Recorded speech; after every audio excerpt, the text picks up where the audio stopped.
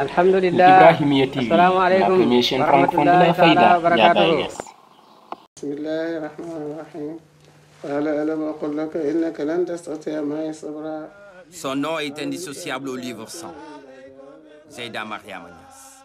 Surnommée Khadimatul Quran ou la servante du Saint-Coran, Ya Seyda, comme l'appelaient affectueusement les disciples et proches, est une fille de Baye Niass et de Seyda Aïssatou Sarr. Elle est née le 24 décembre 1932 à Kossi, berceau de la Faïda.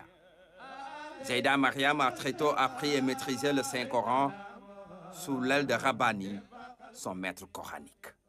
Elle avait maîtrisé le Coran en mémoire, parfaitement, au moment où les jeunes filles qui maîtrisaient le Coran au Sénégal n'étaient pas nombreuses.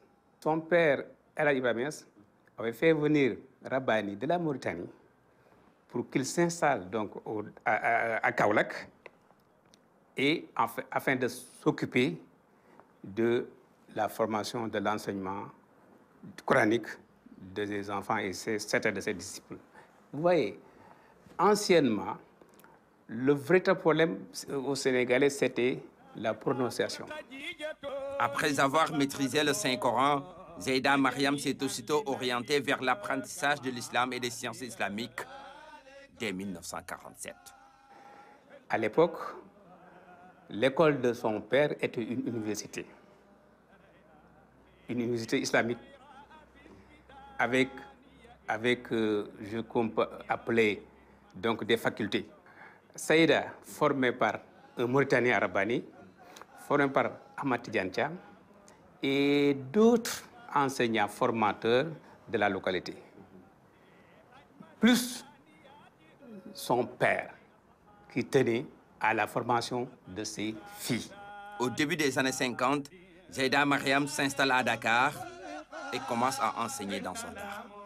Au début, c'était un peu difficile. Elle était seule. Elle devait enseigner, former, préparer le repas avec les co-épouses, vous voyez. Mais avec la ténacité, l'abnégation, le courage, donc elle a réussi à créer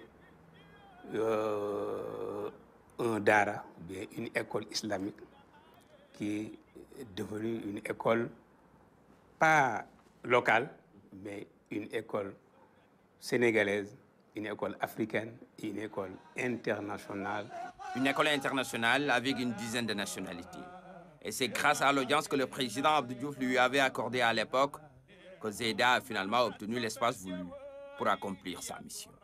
Abdou Diouf, science tenante, avait décidé de lui octroyer un espace de 35 000 m² au niveau de l'autoroute.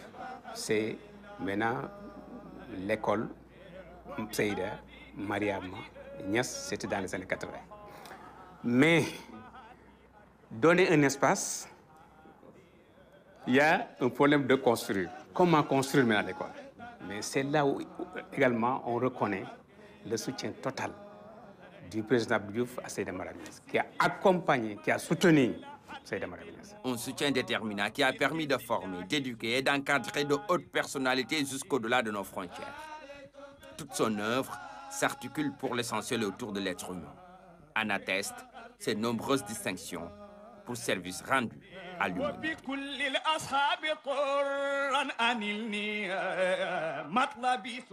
Alhamdulillah. Assalamu alaikum warahmatullahi ta'ala wabarakatuh.